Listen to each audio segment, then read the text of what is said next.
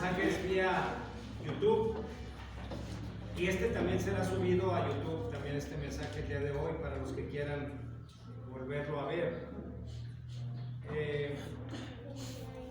Siempre iniciaba diciendo gracias a Dios porque este domingo estamos reunidos virtualmente glorificando el nombre de nuestro Dios, porque Dios dispuso en sus corazones el querer como el hacer. Dios dispuso en su corazón y en la voluntad de ustedes el venir a alabar a Dios. Hoy digo lo mismo, Dios los bendiga. Dios puso en sus corazones el querer como el hacer. Esto es bendición de Dios. Amén. Y damos gracias a Dios por esta bendición de reunirnos el día de hoy. Vamos a ir retomando poco a poco. Gracias por la fidelidad que han tenido a la obra de Dios en Emanuel. Gracias a todos aquellos que estuvieron pendientes, unos exponiendo, otros escuchando, otros aprendiendo, unos más aportando sus ofrendas y sus diezmos para poder sostener la obra. Pero doy gracias a Dios por todos los que están el día de hoy dispuestos a venir a bendecir el nombre de nuestro Dios.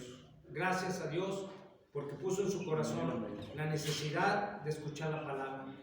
Hoy saldremos bendecidos. ¿Cuántos dicen amén? Hoy saldremos bendecidos porque esa es la promesa de Dios y Dios no es hombre para fallar. Dios cumple sus promesas. Amén.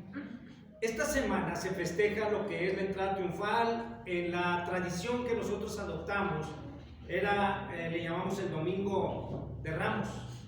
El Domingo de Ramos que recuerda la entrada triunfal de nuestro Señor Jesucristo, que la narran los cuatro evangelistas desde diferentes puntos de vista. Este evento especial que tuvo a la entrada de nuestro Señor Jesucristo de Jerusalén. Jesús había dejado Galilea, que fue donde desarrolló la mayor parte de su ministerio en Galilea, y de ahí partió para ya no regresar. Ya Jesucristo ya no regresaría a Galilea, de ahí subió a Jerusalén. Dice la palabra de Dios que cuando llegó el tiempo, tenía que subir Jesucristo a Jerusalén. Hay muchos detalles en todo esto y quiero compartir estos detalles tan maravillosos que nos da la palabra de Dios para poder salir edificados de lo que nos enseña la palabra de Dios. El evangelista Lucas dice, cuando llegó el tiempo de ser recibido arriba, fíjense lo que dice, cuando llegó el tiempo de ser recibido arriba, afirmó su rostro para ir a Jerusalén. Y esto de que afirmó su rostro no quiere decir más que una actitud de saber lo que le esperaba, pero una actitud de decisión de hacer la voluntad de Dios. Había una actitud determinada de nuestro Señor Jesucristo por ir a hacer la voluntad de Dios. Afirmó su rostro. En los términos que usaba el pueblo judío en la antigüedad era ciñó su cintura. Decía ciñó su cintura, o sea, se ciñó el lomo. Se ciñó el lomo, quería decir que estaba decidido a hacer. Cuando estaba nuestro Señor Jesucristo, que se le aparece a Pedro ahí en la playa, y que no sabían quién era, y cuando le dicen es el Señor Jesucristo, dicen se ciñó el lomo y se lanzó al agua. Es decir, hay una determinación con esa afirmación de Lucas, de nuestro Señor Jesucristo, de ir a enfrentar lo que le esperaba. No era cosa menor, era lo peor que le esperaba a nuestro Señor Jesucristo, pero él afirmaba su rostro para ir allá, y dice la palabra de Dios, para subir a Jerusalén. Y yo encuentro varias subidas. Una subida a Jerusalén, era la última semana que nuestro Señor Jesucristo pasaba, subía a Jerusalén para subir a la cruz y para subir a la gloria, a la diestra de Dios Padre. Amén, hermanos. Amén. Qué bendición, ¿no? Saber que era determinado nuestro Jesucristo para cumplir la obra que Dios le había encomendado, la cual nos da salvación a ti y a mí. Ese sacrificio puro, santo, que Él estaba decidido a tomar. Hasta este momento nuestro Señor Jesucristo no había pedido, ni había recibido, ni había aceptado pruebas de manifestación de este tipo, del que recibió cuando entró a Jerusalén. Por el contrario, siempre había enfrentado a los religiosos que querían ponerle trampas para hacerlo caer en un error, para tentarlo. siempre había enfrentado ese tipo de situaciones y no había recibido ni había aceptado mayor homenaje que el que en este caso le esperaba. Él sabía cuál era su futuro inmediato. Recordaba, hermanos, en un tiempo que tuvimos vacaciones, mi esposa y yo nos fuimos a la Sierra de Chihuahua y fuimos a las cataratas, a la catarata de Basaseachi, no sé quién la conozca. La catarata de Basaseachi es una caída de agua que son, ¿cuántos peldaños son, Cristina? No me acuerdo, pero son más de 160 peldaños que hay que bajar. 160, la bajada, dicen ustedes, está fácil. No, no está fácil. La bajada, ni siquiera la bajada está fácil porque están los escalones muy empinados. Y la subida, menos. Recuerdo que ese día Kitty no podía ni hablar. Cuando ya llegamos decía, no me hablas. Ya cuando subimos de la cataratas de Basaseachi. Pero quería hacer esta referencia porque en la bajada, que son rústicas, no son terminadas bonitas, así no, son rústicas las escalones, hay descansos. Hay descansos tanto para subir como para bajar. Son pedacitos que hay donde descansas, te sientas un ratito para ver si puedes seguir bajando o seguir subiendo. Y pensaba, hermanos, en la subida. Siempre subir es más difícil que bajar. En la subida de nuestro Señor Jesucristo.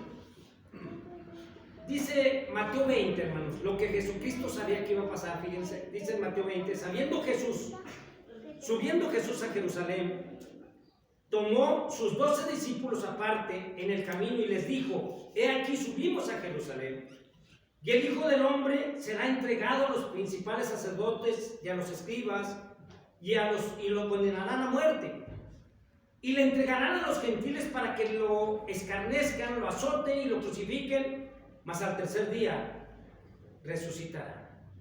Jesús sabía a qué iba. Y en esa cuesta arriba, en ese subir a Jerusalén, nuestro Señor Jesucristo encuentra ese descanso. Una semana antes de su crucifixión, Él encuentra un descanso, un reposo. ¿Por qué cambió misteriosamente nuestro Señor Jesucristo a no recibir homenajes antes, a en ese momento dejarse querer, hermanos? ¡Qué hermoso! Imagínense. El Rey de Reyes y Señor de Señores entrando y la gente gozosa, gritando, tirando palmas. Era la recepción que le daban a un rey. Si ustedes se dan cuenta, hermanos, en la antigüedad, así era, venía un rey y lanzaban guirnaldas, lanzaban flores, lanzaban palmas, porque era el rey. Él no era un rey terrenal, Él era el Rey de Reyes, hermanos. Y así lo recibía la gente, y Jesús se dejaba querer antes de enfrentar la muerte y el sufrimiento. Antes de subir a la cruz, antes de ser vituperado, escupido, traspasado su costado, Él dejaba que lo quisieran. Qué maravilloso es este pasaje, hermanos. Pero este pasaje nos tiene varias lecciones para nosotros, hermanos, que son de edificación y que son de bendición y que quiero tomarlos. No es nada más el hecho de que, fíjense, gritaban Hosana, el hijo de David, sino que esos mismos, muchos de esos mismos, hermanos, poco después, días después, que decían: crucifíquenle, crucifíquenle, dejándose llevar por toda la oleada de insinuaciones religiosas. Primera lección, hermanos, la omnisciencia de Dios. La omnisciencia de Dios quiere decir el todo conocimiento de Dios. ¿Cómo nos bendice? ¿Cómo puede bendecirnos este pasaje en relación con la omnisciencia y el todo conocimiento de Dios? Dice la palabra de Dios en Marcos, capítulo 11, verso 1 y 2, relacionado con la entrada triunfal. Entrada a la aldea de enfrente, Jesús le dijo a sus discípulos: encontraréis un pollino, el cual ningún hombre ha montado. Desatadle y traedle. Esta cuestión de que Él supiera lo que sucedía allá. Ve a la aldea de enfrente, encontrarás un pollino hijo de asna. No es un detalle menor, hermanos. Es que Jesús tenía todo el conocimiento de todas las cosas. Y sabes una cosa, Jesús sabe, nuestro Dios conoce en esa omnisciencia todo tu porvenir. Lo conoce y tiene control de él, y tu porvenir es bello. ¿Sí sabes eso, hermano? Amén. ¿Sí sabes que los que lo obedecen es una promesa desde el Deuteronomio, desde la antigüedad? Dice que la obediencia traerá bendición. Se hará bendecidos tus graneros, tu trabajo será multiplicado, bendecido, tus ingresos, todo te irá bien, tus cosechas serán de bendición. En la obediencia. Y quiero tomar en esta lección de la omnisciencia, hermano, cómo te bendice el todo conocimiento de Dios. Número 1, hermano. 1 Samuel 16:7. Dice la palabra de Dios: y Jehová respondió a Samuel: no mires a su parecer ni a lo grande de su estatura, porque yo lo desecho. Porque Jehová no mira lo que mira el hombre, pues el hombre mira lo que está delante de sus ojos. Pero Jehová mira, ¿qué? Lo que está en el corazón. Jehová mira el corazón. Y déjame decirte que en este conocimiento de Dios, Dios te conoce. Y aleluya. Fíjate bien, con todos los errores que hemos cometido, Dios sabe que tenemos capacidad para adorarle, porque Dios conoce tu corazón y te escogió a ti. Porque Dios conoce tu corazón y te escogió a ti.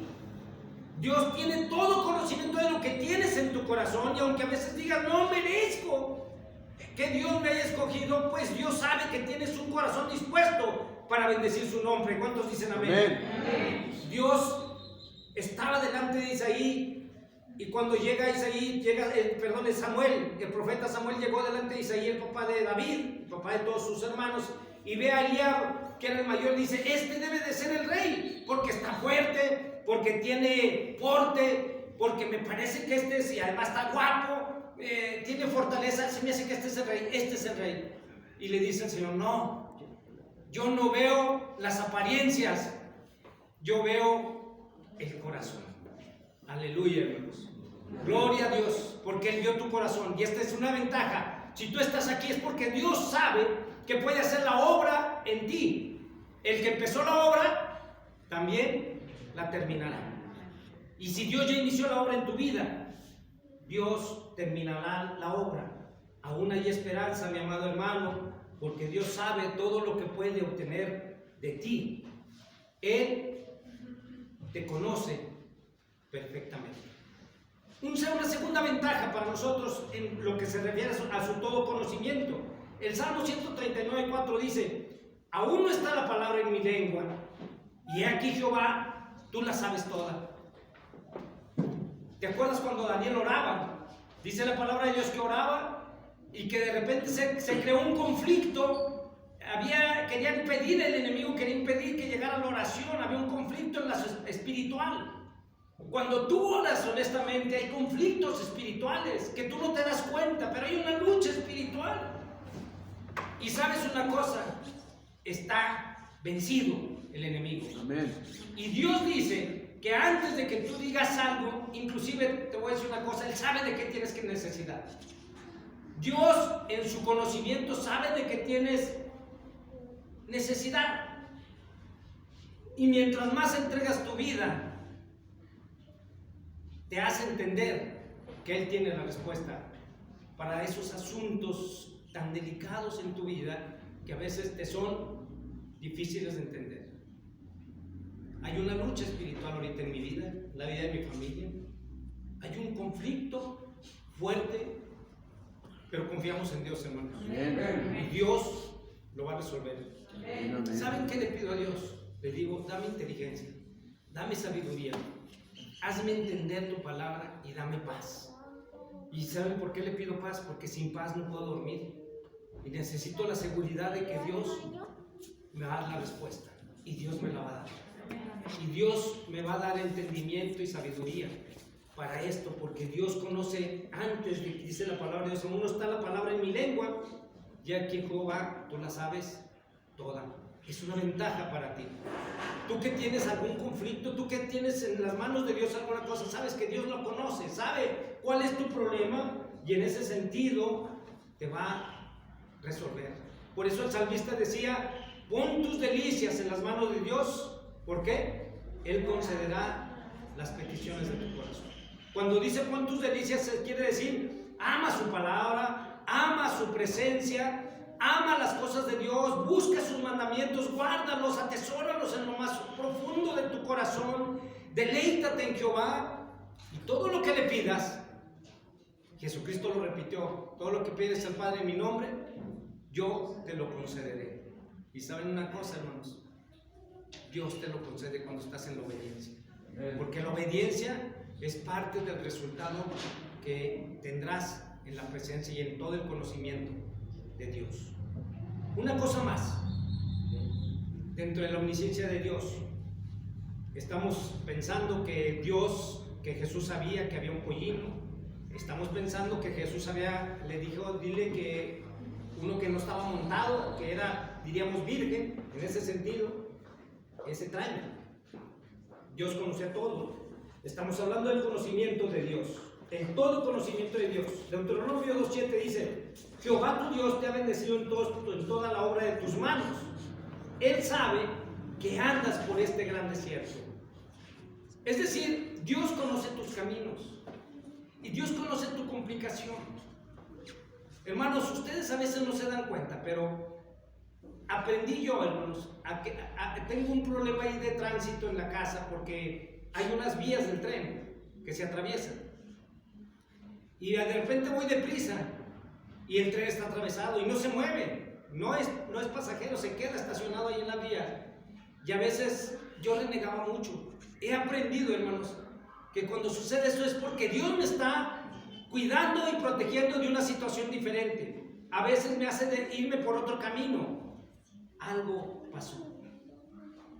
Leíamos una de las reflexiones que mando diarias a aquellos que las leen, de cuando reunieron a todos los que no fueron a las Torres Gemelas, ¿se acuerdan?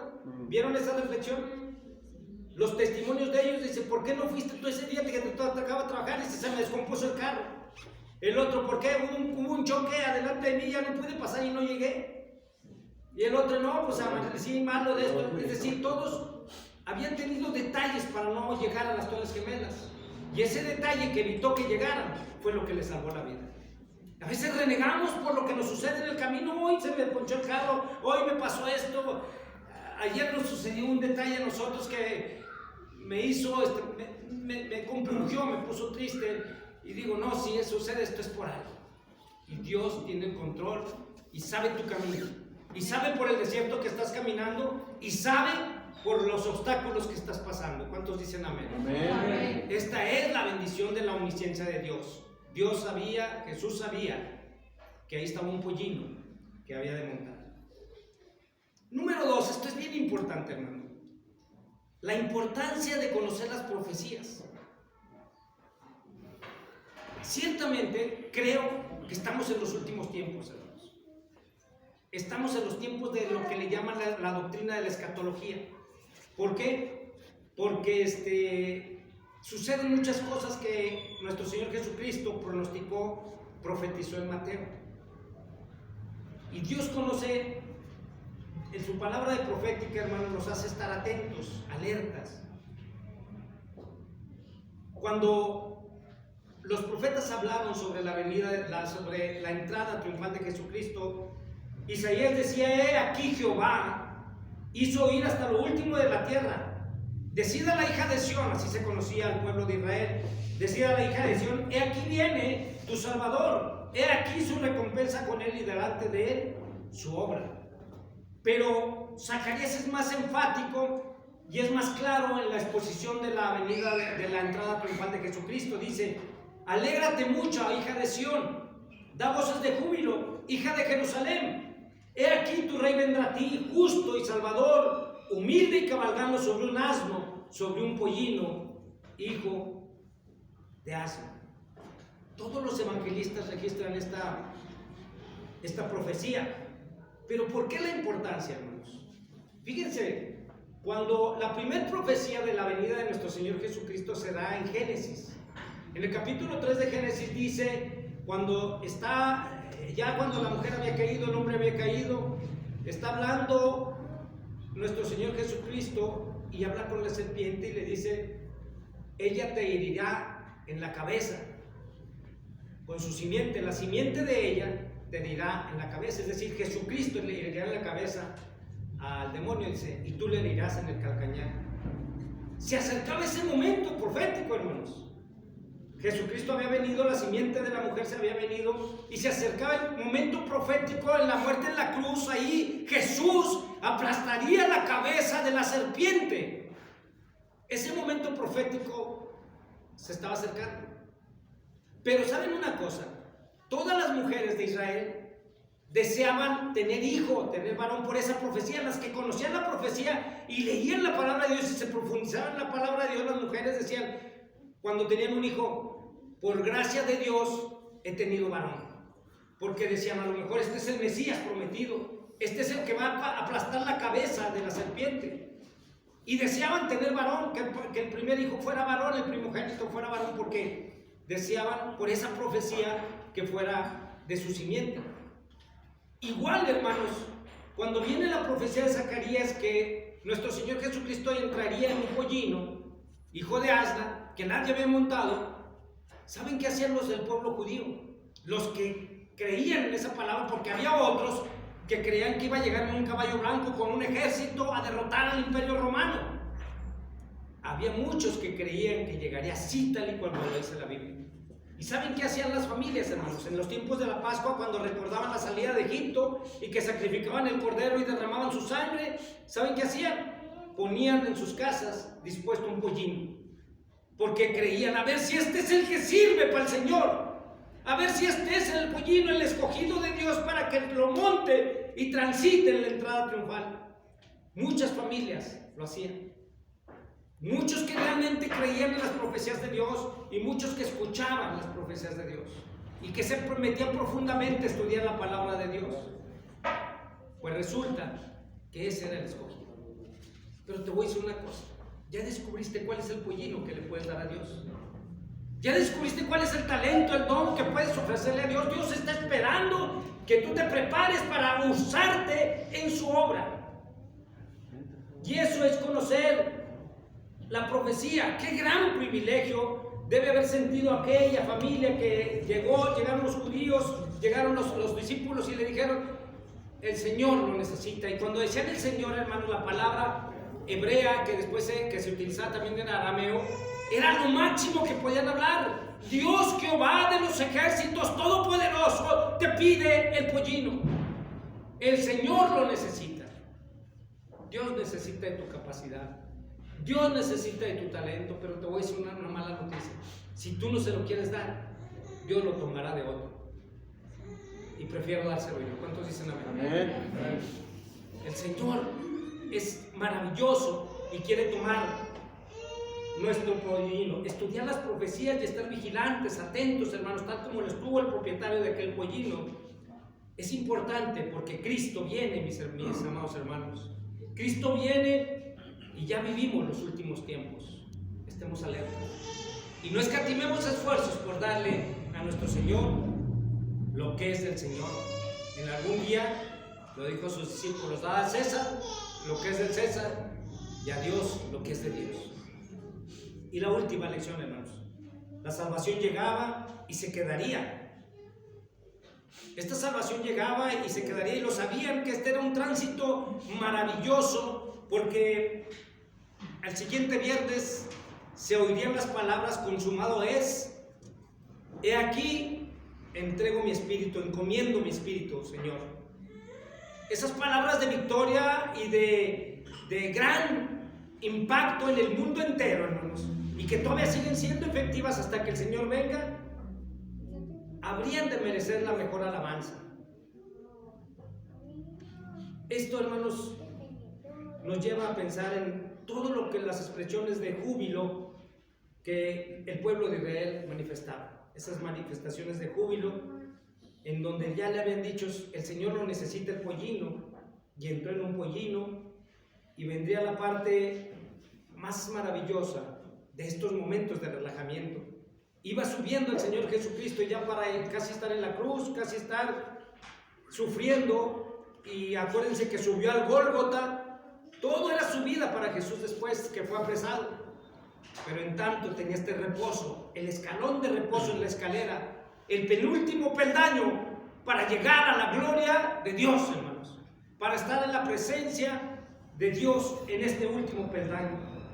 Salva ahora, le decían, Hosana, Señor, salva ahora.